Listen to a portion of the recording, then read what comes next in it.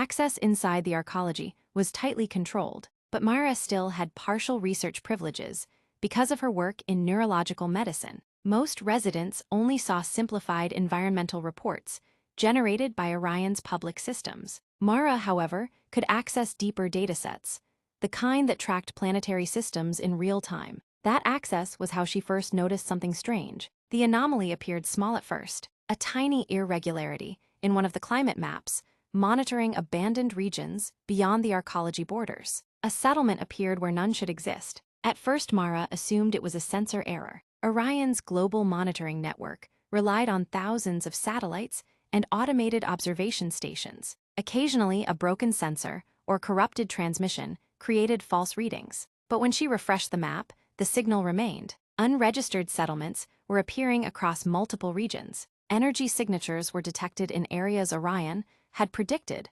would remain uninhabitable for decades. Communities outside the arcologies were reorganizing faster than Orion's simulations expected. That alone surprised Mara. Human survival outside the protected dome cities was considered extremely unlikely. Environmental instability, rising sea levels, and unpredictable storms had made most of the world difficult to inhabit. The arcologies were designed to protect selected populations from those conditions. Yet new communities were forming anyway. Humans were improvising solutions, messy, inefficient, but creative. Mara studied the settlement reports carefully. They weren't technologically advanced. Most relied on repurposed solar arrays, salvaged infrastructure, and small hydroponic systems. Nothing impressive from a technological perspective. But they worked, which meant Orion's long-term survival models might be incomplete. Still, that wasn't what troubled Mara the most. The real concern appeared when she opened Orion's forecast analysis.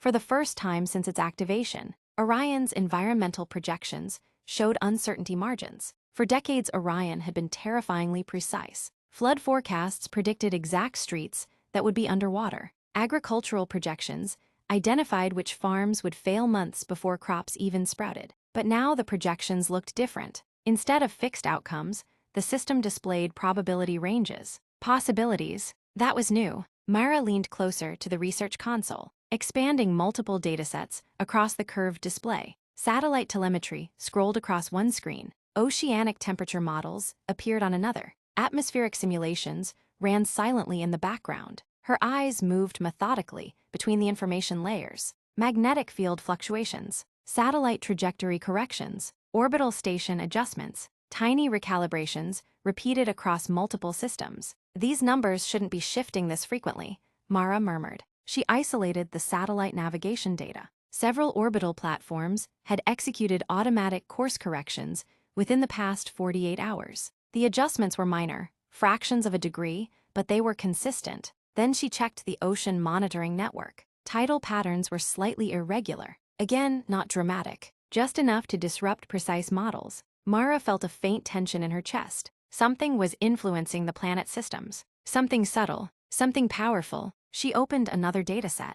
Planetary gravitational measurements. The numbers appeared normal at first glance, but when she overlaid historical data, the discrepancy became visible. Gravity values across multiple observation points were shifting slightly, not dramatically, but enough to interfere with orbital calculations. Mara leaned back slowly in her chair. I think all this is happening because gravity is being